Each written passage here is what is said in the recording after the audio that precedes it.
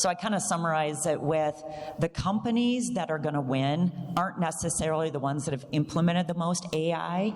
They're going to be the ones that figured out how to integrate it with the culture and how to make faster decisions. What I don't think will change is the human side.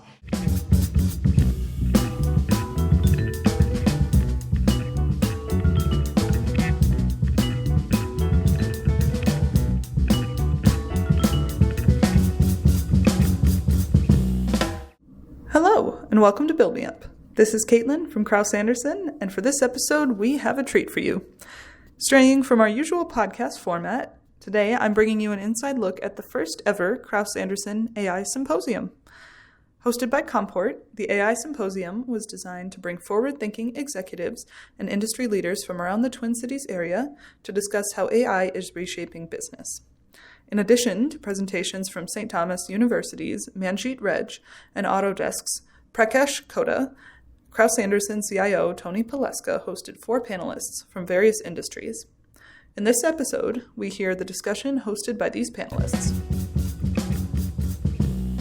Here in the Twin Cities, we do have a vibrant community that collaborates. And I think you're going to hear that as we talk today. You're going to hear some of the stories. This is more about storytelling. This is going to be industry agnostic. And I'm going to stop there, and I'm going to start. I'm Tony Peleska, CIO. You've heard enough about me today. I'm going to turn it over to Andrea, and we'll go down the line and introduce yourselves. Okay, perfect. It's Andrea. I am the CIO of API Group. It's an $8 billion corporation dedicated to safety, security, and construction. CIO normally stands for Chief Information Officer. In my case, it's Chief Italian Officer, by my accent.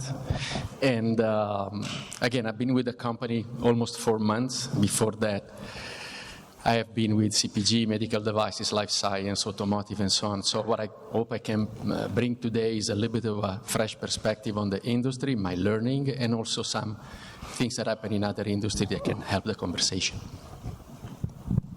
Good afternoon. I'm Robin Brown. I'm the SVP and CIO at Cirrus.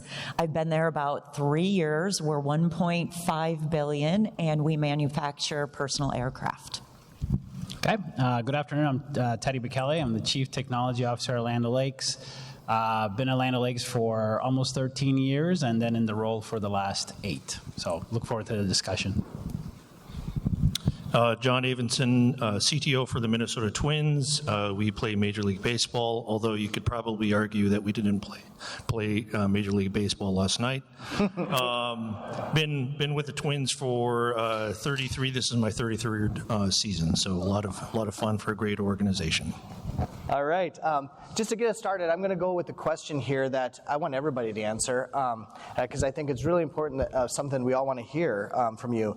So where is AI creating the most measurable business value for your organization today? And then also with that, where has it failed to meet your expectations?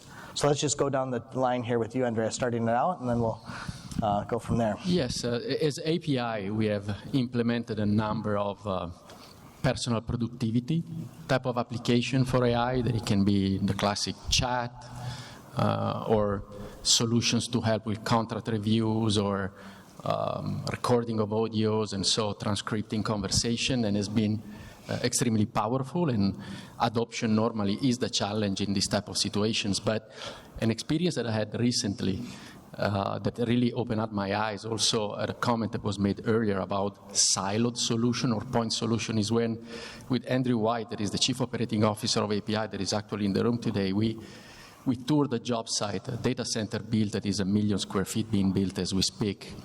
And there was a part of the organization during the tour that was really launching drones in the air or walking the job site with cameras and recording with very sophisticated analytics the state of the construction. And then there was another part of the organization doing the job costing. And so when we asked, hey, but how are you rolling up all this? How do you connecting the drones with, well, there is a guy at the door with the pen that signs in all the workers in the morning, so handing over the pen on a book, and then waits for everybody to go out, and so there is another sign out, and then the timing is collected, and there is a person in that office keying in the date, and so I was trying to reconcile, okay, these two views, very forward-looking, part of the organization flying drones, and somebody else holding a book and a pen to do the job costing. So if we have an opportunity going forward, is to really to create integrated workflows where we bring an entire organization or an entire process up to standards or up to modern ways of working. At Cirrus, we've got a lot of data, as you can imagine, coming from all of our planes. The minute they land, all of that data gets downloaded on our servers. So think about the opportunities on how AI can enable safety for our owners, our customers, bringing that safety all at their fingertips to get to know every aspect of their planes. So what AI has really done for us is allowed us to do, I'll even say in this example, last 5 landings that people have done.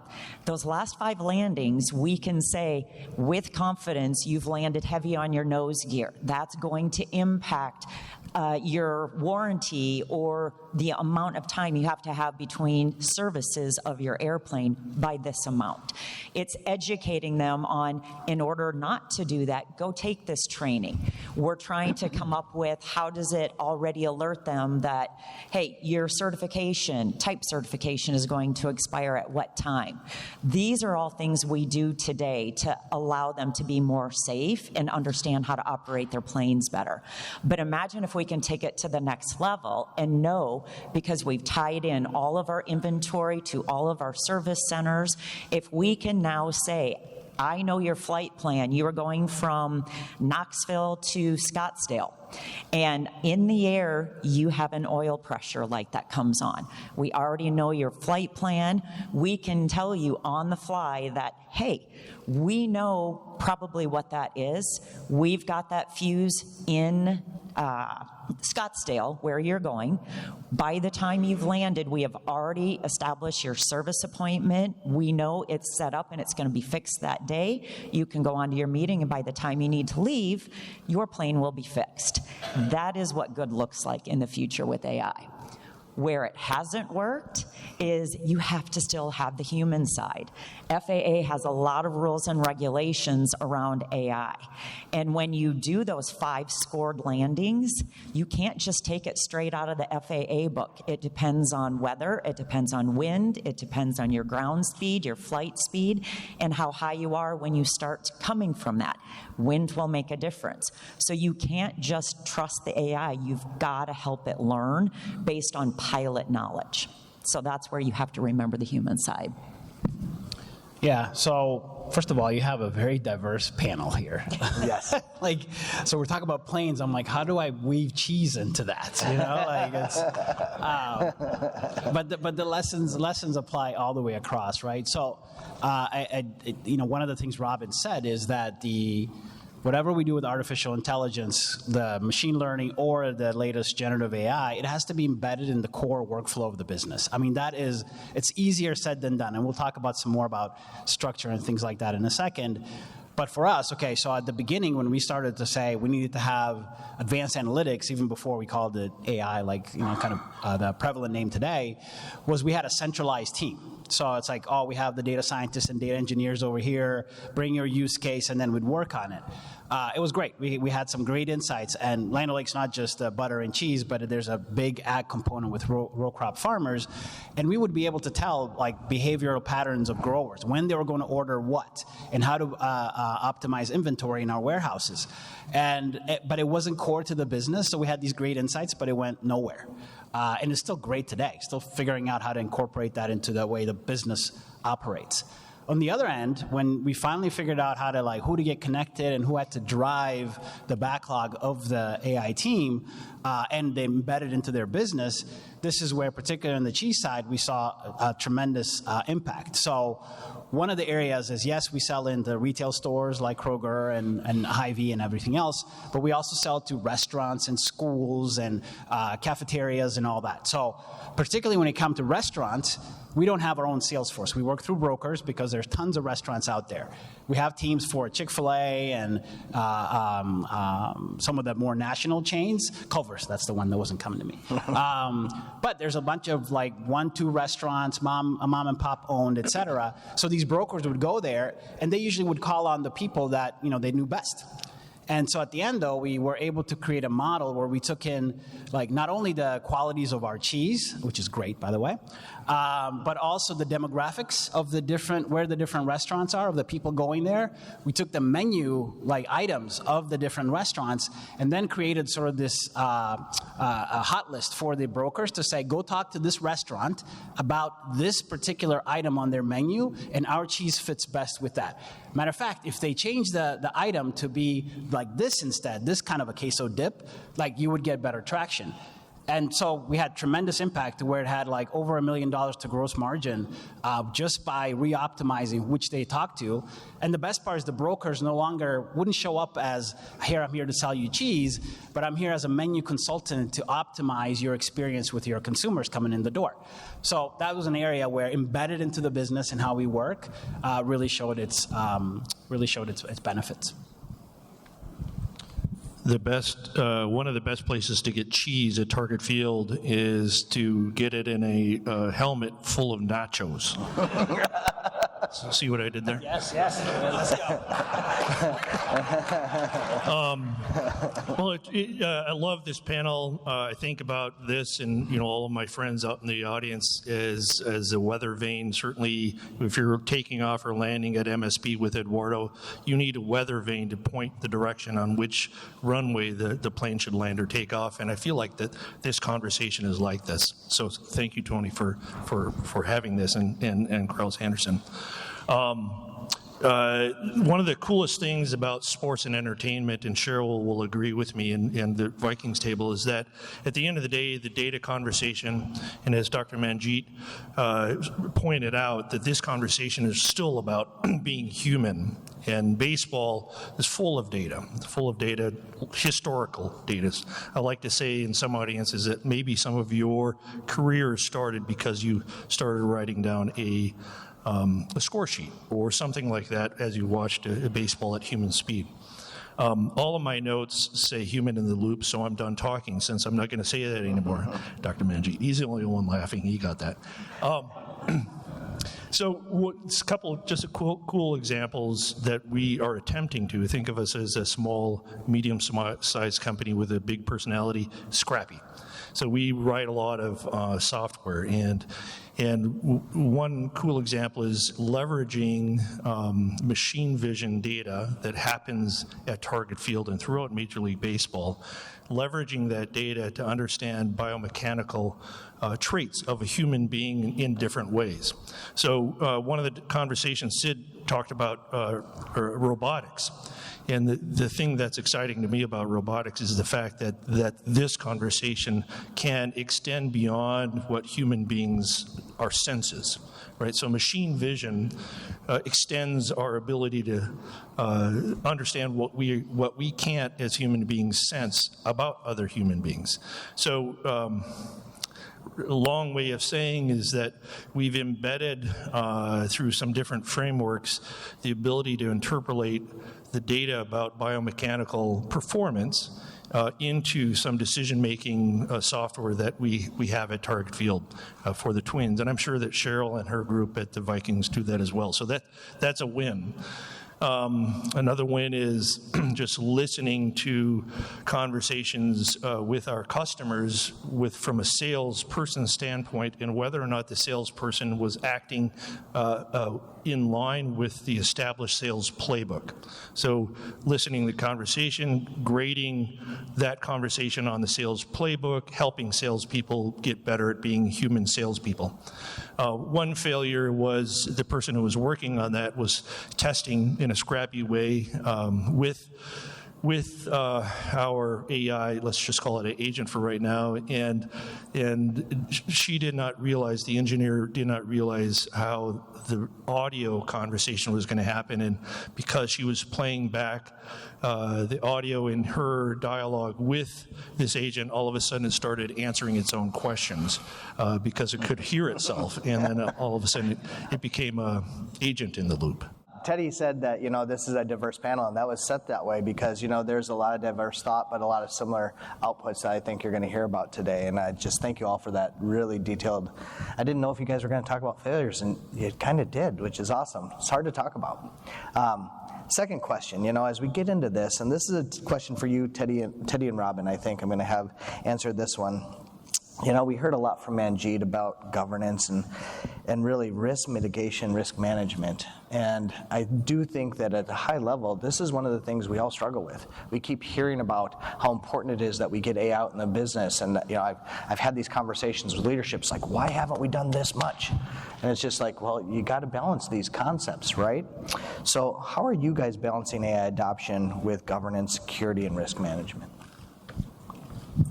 Go ahead, Robin. So we're diving in with, you have to make sure you have your operating model, your governance defined, how you're setting up those environments in a very safe way, training your employees, making sure that you're understanding the use cases to know how to set these things up. And when people as we're rolling this out, if they don't understand what they're doing, it's going to put your company at risk. Yeah, that's good. I would say for us, we are a 104-year-old cooperative, right? So you could say that from a culture perspective, and we want to be around for another 104 years. So we're kind of risk averse and kind of conservative when it comes to making bets. Now, AI is coming, and of course, it's spreading like wildfire. But to go to our leaders, particularly in legal or HR, and say we need to put a governance committee to manage this thing, it's like yes, immediately. I didn't have to sell that part. The opposite is my issue. It's like, okay, how do you not put so many restrictions that it kind of kills the innovation side of it? So we do have a governance committee. There's two levels. There's an executive one and an operating one. AI, I will say this now, and I'll probably say it again in a couple of comments, it's a team sport. So who's on that across the board? You have, of course, the technology group, legal, HR, marketing, finance, and there's one more group. I'll think of it in a second. And so the cheese making, yes, the cheese master's on it too. We do have a cheese master. So we're there, and then all things should come through there for approval. Now, that becomes overwhelming. So we at least think of AI in 4 buckets. There's personal productivity. So this is thing everybody should use, and we encourage the adoption of it. But we will give you the tool. So Copilot's available to everyone. We do have license of Gemini. We do have license of Claude. But those are specific for specific use cases. So you can go ask for it. Copilot, you get it automatically. The other ones, you have to have a specific use case. But that governance team doesn't get involved in that. We just make sure that when these tools are deployed in the environment, that they're not going to do anything crazy. The Gemini and Claude doesn't sit on our data. So the biggest thing is you're going to have to export and import your own data into the Google Workspace or wherever you want to put it. So that's bucket 1. Bucket 2 is the embedded tools. So we talked about Autodesk came up earlier. We don't have Autodesk because not yet. We'll see what else we can build in the future. But Salesforce, Workday, right? All these tools have AI built into them. So so the approval of the productivity tools goes through the governance, just the basic, should we have it. Embedded tools also goes to the governance. Should we enable this for customer service? That's kind of a bigger decision. But once it's available, folks can use it. Now, the interesting part comes in the other 2 buckets. Agents, these are not personal small agents, but these are more complex agents that actually automate work, and then custom AI solutions like small language models. Those 2 areas will go through what's called an AI factory. So all parts of our business, and we'll talk about structure in a minute, whether it's in the business unit or a function, they have an AI factory. It's made up of, it's a hybrid team of data scientists, engineers, business domain experts, and they work on these types of things. So our goal is always, you have something, take it to the AI factory, they'll help you get this thing stood up, and they will make sure that if any approval is required, it goes back to the governance committee for review. So that's helped us control, but also give people the freedom to go innovate and try a variety of things. I think, if I can, I'm not going to talk about your John said no more questions. To me, this is an opportunity to talk about this room. So raise your hand if you're a business executive. All right, raise your hand now if you're a CIO or a technology executive. You know, everybody should have raised their hand as a business executive. We have this room, the technology people, we always have this conversation about how to strengthen a relationship with the CEO. And to me, that has everything to do with risk, right? So if Robin touched on it, Teddy touched on it, if you as a business executive don't have extreme trust with your technology executive or the appetite to understand the data that your data engineers are helping to feed you to help your decisions, that's a risk. And so my advice to you as business executives is take some time to visit with your leader, if you're not already, but invite the data engineers to understand the data that AI is consuming and how that's going to affect the biases in your decision making. So risk, to me, is about trust. You know, we all have layers of really pretty amazing cybersecurity tools thanks to Major League Baseball. We're all worried about mythos. But at the fundamental level, it's about trust between the business and the folks that you trust to run the technology in your business. Thanks, John. First, I just want to make one thing clear. Teddy, if you buy Autodesk, I want that to be reflected on my renewal costs. Sid, second, I really think that this has been a great detailed discussion. You know, we have so many roles, so many executives in this room, and I think, John, you're hitting it home. Like, what is the role of the CIO, or what should the role of the CIO, CTO? You know, just how the IT leadership functions should play in the AI strategy versus the CEO, CFO, legal, business units, and what are some of the components that are happening in that space? Just in your own personal opinion. I know we all have ideas, but I just think it's really important that the two of you might want to talk about that. Yeah, I can just build on what I said a second ago, right? So first you have to have a place to take your idea or whatever, but hopefully you have a AI factory, a product team, some place where these things can be discussed. But from who owns what, to your question, Tony, the business unit, or in this case I would say the CEO, depending on how large the thing is, owns the backlog. You own the what, right? And I would say like that's key, because when I talk about the AI being embedded in the workflow of the business, that's the only way it works. It can't be some side project off to the side. The how it gets done could be owned by the CTO. So like we own, or the CIO. We need to make sure that the platform is available. We need to make sure that like an operating model is established. We need to make sure that like there's a governance team that's put there. Now we don't run the governance team. That might be legal, for example, that should run that. And so going back to this concept of AI as a team sport. And then I would encourage the CFO to be the one to measure the whatever comes out of this thing we're working on, whether it's productivity on one end, whether it's revenue generation, whether it's margin expansion in some sort of form. They need to be sort of the gatekeepers of that, because when they do, then the thing has validity. Like, it's one thing for me to be like, we saved $10 million to the bottom line, and they're like, no, you did not. Just because people like had more free time and they could spend more time with their kids at home doesn't mean that we saved any amount of money, right? And so we get always into that fun conversation, but it's important to have the CFO validate what we should be working on. And by the way, the combination of all that really starts to prioritize what we should be doing. Like, what's important to the CEO or the business unit leader? How do we measure it? How do we make it available to everybody else? That's sort of how it comes into play. Team sport is because HR is in the room to help with sort of the construction of the organization itself, right? So those are important components that it all comes together. So that is where we've seen benefit. When, again, we're not perfect at this. We're trying to get there, but hopefully we're moving in that direction.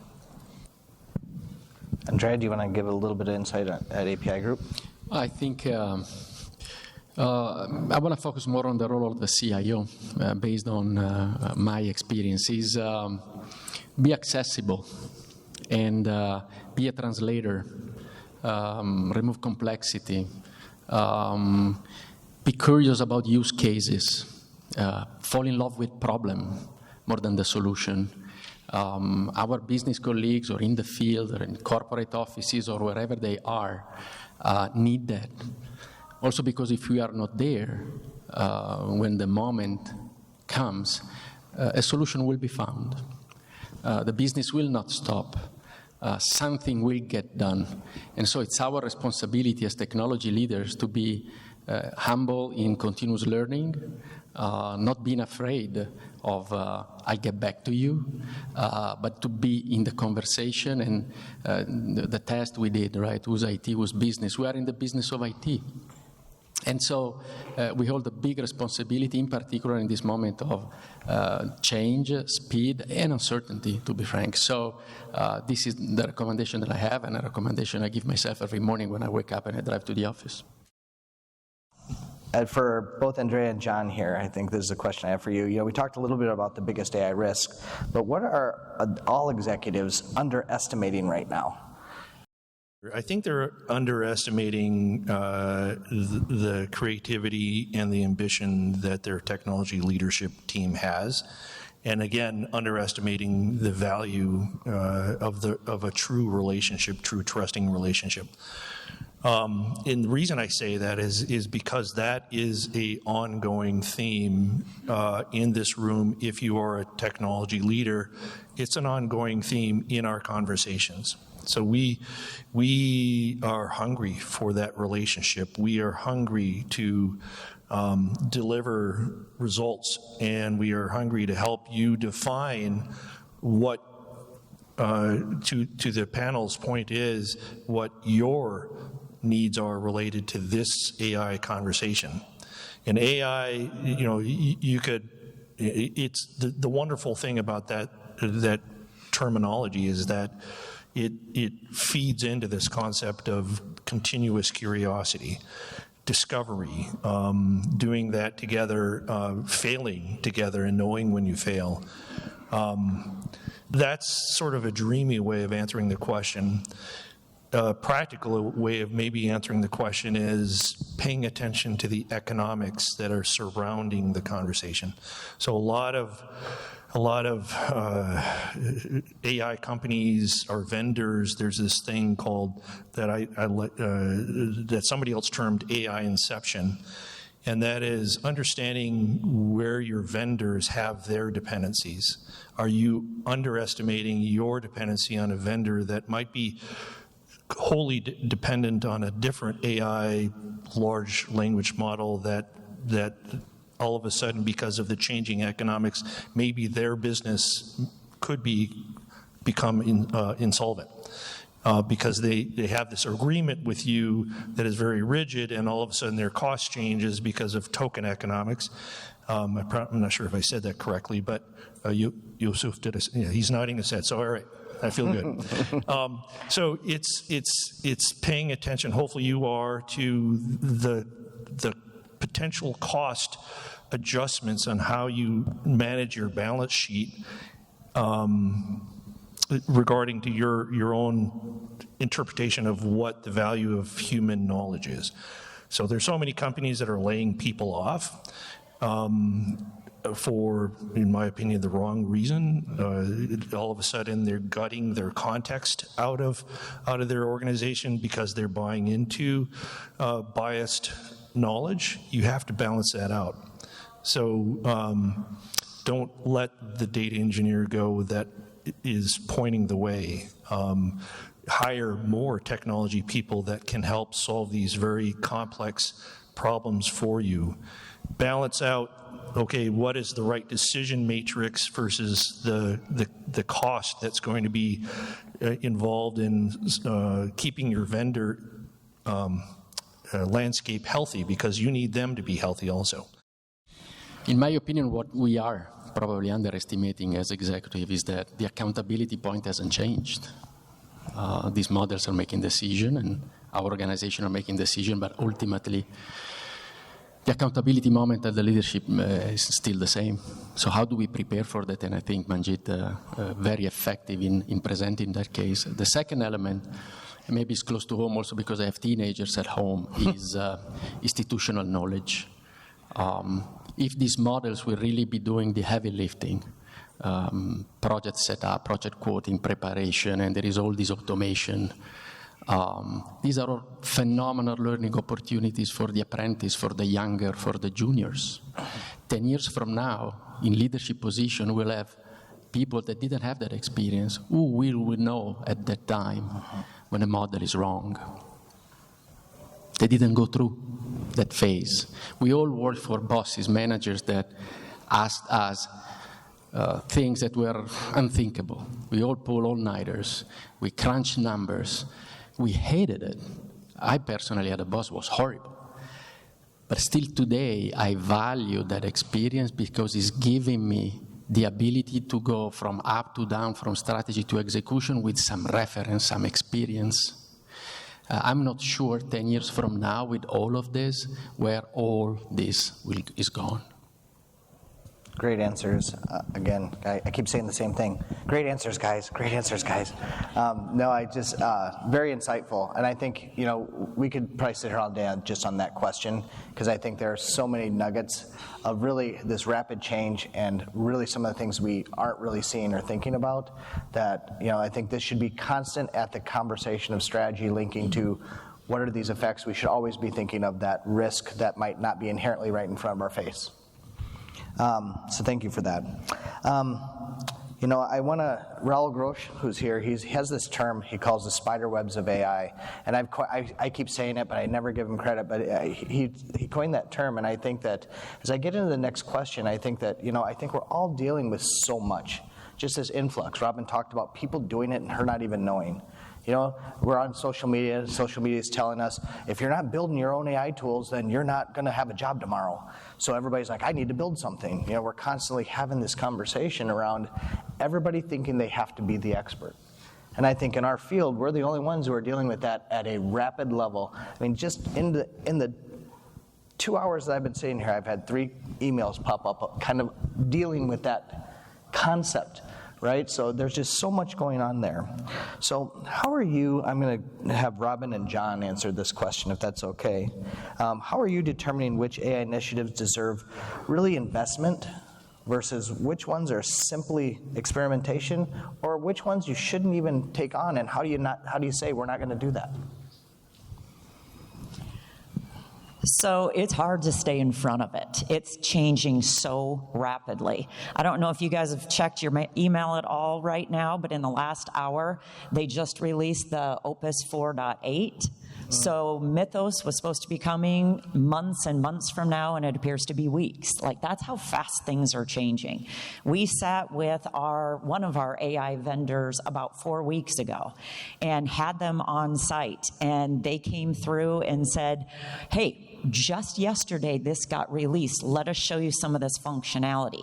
Even the AI companies themselves are changing things so quickly, but we're all adapting to them very, very quickly. So I think it's really hard to stay in front of it, but that's why I'm going to go back to governance.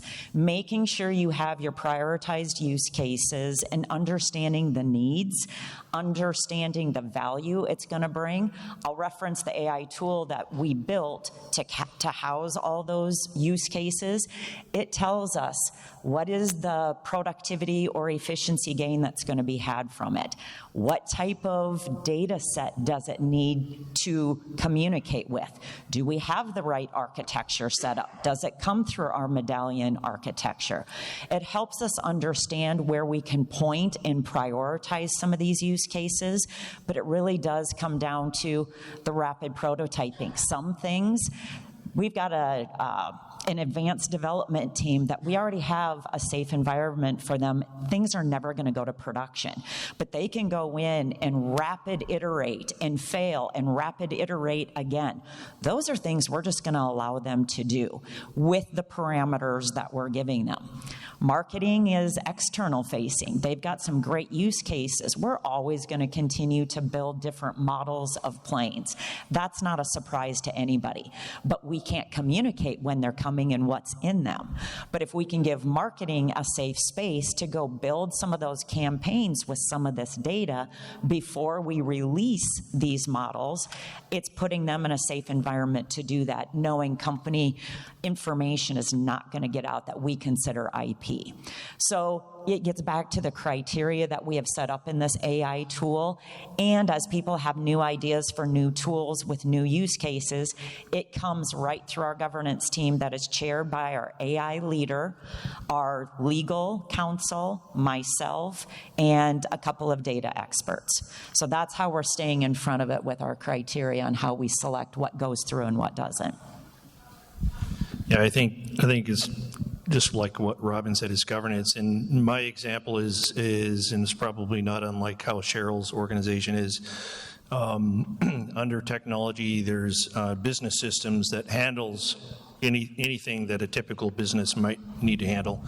And then baseball systems, which handles all of the application development, the human performance, the scouting reports, player development, all that kind of stuff. And they're all under one umbrella so that there can be this kind of conversation across those different lines.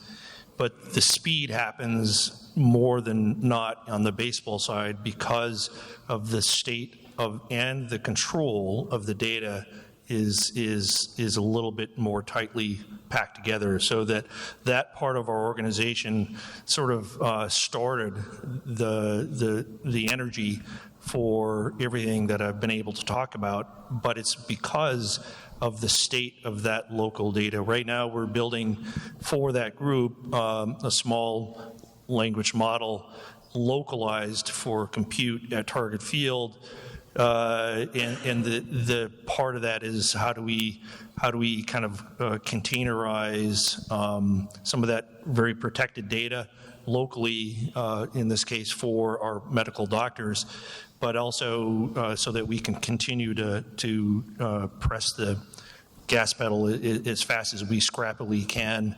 and fight the economics. But the answer to the question is the state of your data. And that's why, again, I say to you as business leaders, you need to understand what is your relationship, not just the PDF report that comes out. Where did that data come from? How clean is it? Can I trust it? Is it under some sort of governed strategy? And if that's the answer is yes, then you're going to be able to move quick.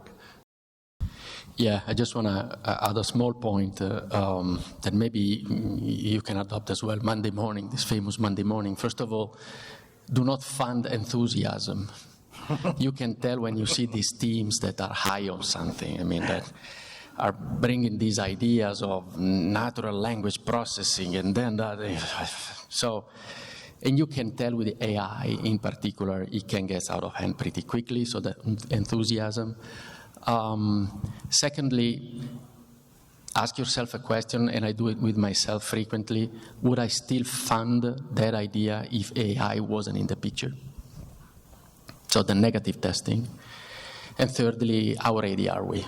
Are the fundamentals there? Is the data clean? Is the organization ready? Is the adoption path reasonable? Once we have the toy, do we have people playing with the toy, or is it going to be another solution asking and looking for a problem? So these are a little bit maybe simple, but filters that I use just to make sure we don't use funding not in the best way. As you guys think about just how you're using AI, has it changed the way you think about workforce structure? Has it changed the way you think about talent and the talent you have on your teams or at your organization? Or the leadership needs within your organization, within your groups, and within the organization as a whole? And I think Robin, I want you to answer that one, and Andrea. So in our case, and it's our philosophy, okay? So there might be different, better, I don't know, but I strongly believe in what I'm about to say. AI is a tool. Our biggest differentiator is our people, and we adopt AI to build capacity. Build capacity, augmenting our ability to make an impact. It's not substituting, replacing, downsizing. probably is a privilege because it's an industry and it's a company that can afford and can plan in this way the adoption of a powerful technology, but it's a cultural anchor of ours, building great leaders. One day we will ask ourselves, with the adoption of all these technologies and tools, if we build better leaders at the end and if we have better outcomes. So we are not looking at structured talent and leadership in a very different way. AI is just another tool, and we stay very true to our core values, and this is what also makes my job easier in a sense. Very good. I think when it comes to AI, all of our jobs change. We all need to be AI champions. We all become prompt engineers now. And I think when you look at your internal teams, the adoption rate is on varying different levels. Everybody is on very different aspects of that change curve. And I think at Cirrus, I can speak to, we've kind of got three groups of people. People that are on the bleeding edge of it, and they can't get it fast enough, and they are going as far as we will let them. You've got the second group that's kind of in the middle going, well, I want to be part of the cool kids group. I want the license, but I haven't been trained on it yet because I got to backstep a little bit. We're not giving out some of these licenses until we put them through a second step of very elevated privileges.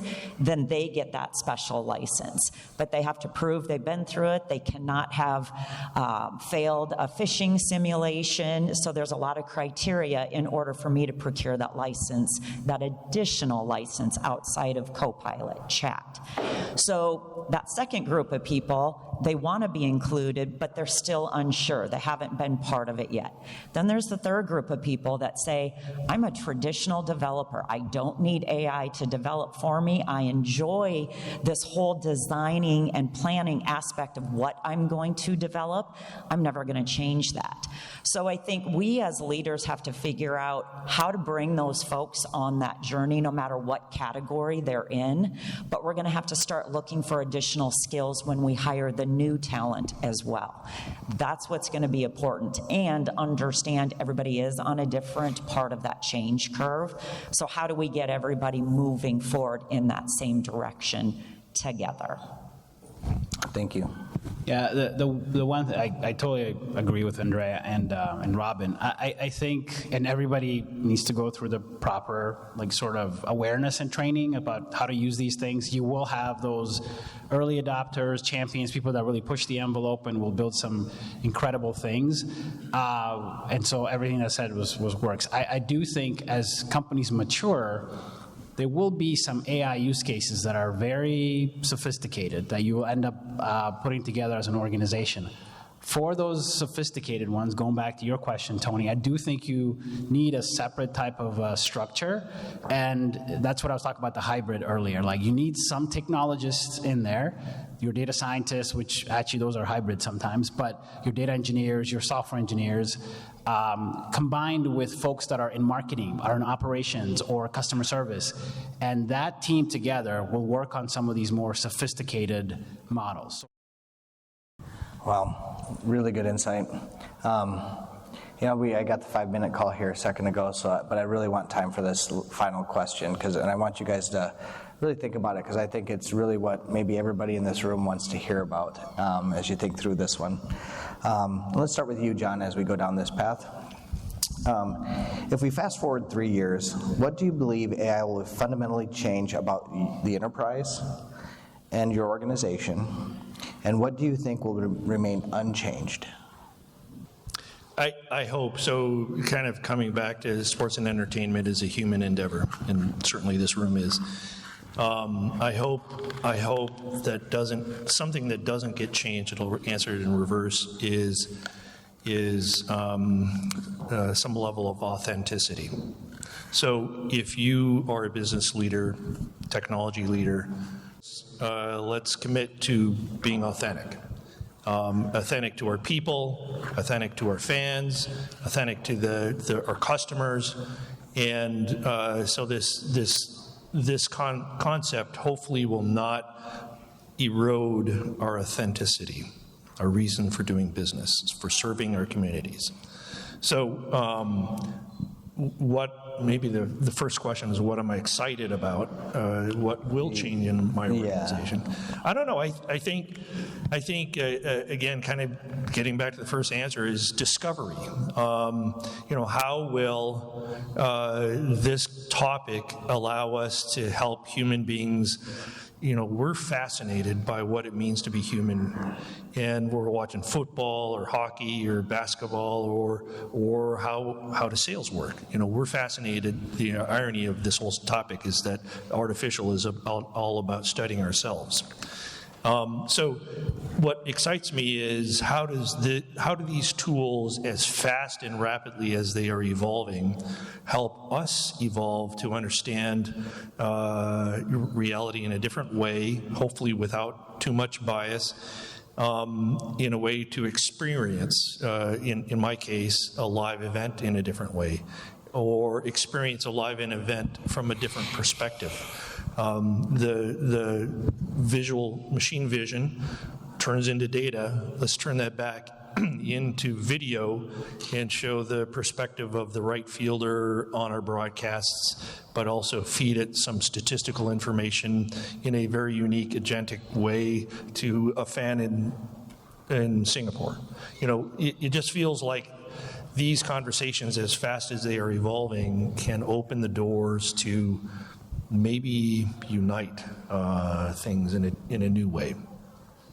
I'll build on what John said. I mean, the one thing is we're in an evolution, right? So I'm going to talk about the companies. I'm talking about even at the individual level of using different levels of AI. So the answer, what does it look like 5 years? I don't know. And the reason, I'm not just saying it generically, but like one of the concepts I think about is if you think of your job and you think of a pyramid, right? You take all the tactical stuff you do, and that's at the bottom. You spend a lot of time. If you actually break down your job, there's a lot of things you do every day that are like tactical, right? And then you get to the strategic stuff to the top of the pyramid. So the key is, as we go forward, is how do you flip that pyramid, right, to where all the basic stuff, the tactical, is at the bottom. There's very little time for that, so that all gets automated with AI. And the top of it is where you spend more of the strategic time. So it opens up your strategic time to do strategic things. That's the goal of what we want. Well, what that means is we have to break down our jobs into tasks and then figure out what gets AI'd and what doesn't. And so in the future, what does that look like? And now what happens when my tasks that are broken down from that pyramid gets mixed in with John's? And yeah, the agent does that. Do we both manage that agent? Does he manage the agent? Am I out of a job? Am I doing something else? So I think that's how the world's going to evolve as we get more mature with this. So we shall see. What I think is going to change in the next 3 to 5 years is the speed at which the enterprise moves. How it operates, the decisions it's going to make is going to be much faster. The speed at which we create products is going to go much faster. So I kind of summarize it with the companies that are going to win aren't necessarily the ones that have implemented the most AI. They're going to be the ones that figured out how to integrate it with the culture and how to make faster decisions.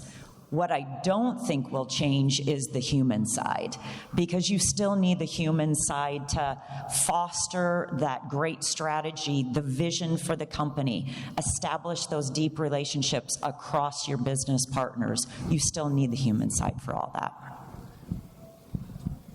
Yeah, from my perspective, the life cycle of a project in construction will change dramatically. Less friction points, more control, more automation. The silos that I mentioned before will be gone. What will not change at all is the leadership of our people in the field, the difficult conversation between the general contractor and some of our people when something doesn't go as per plan. The difficult conversation on how to manage that.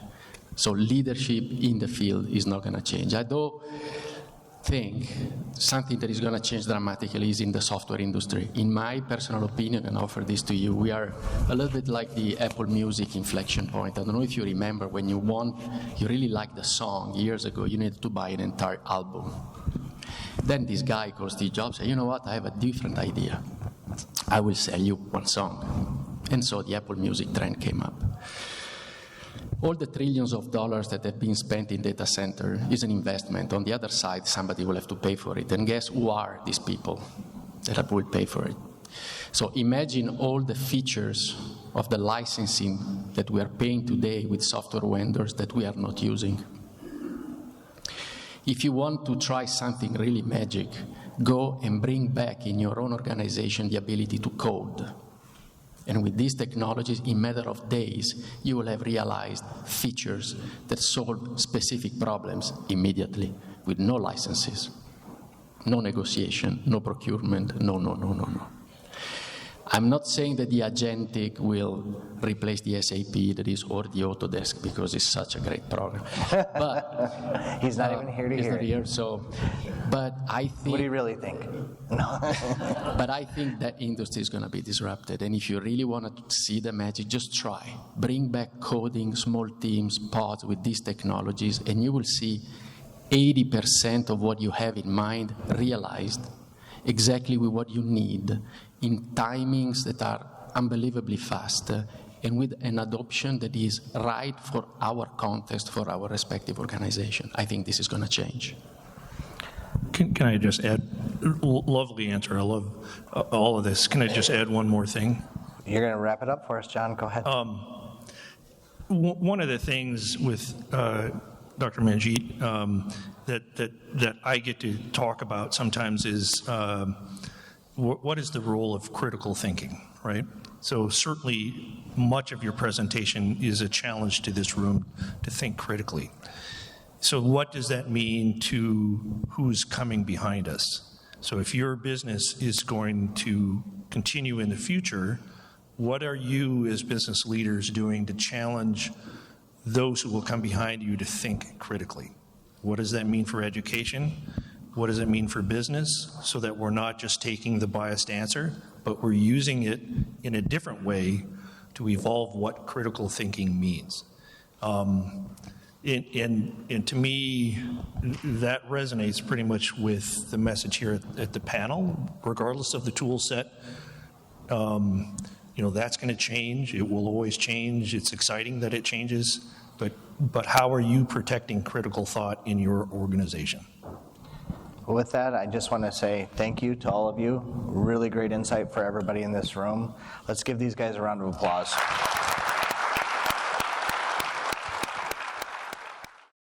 That wraps up this episode of Build Me Up. If you like this episode, please subscribe to the podcast so you never miss out on our new exciting content. And don't forget to follow Kraus-Anderson on LinkedIn, Instagram, and Facebook. See you next month.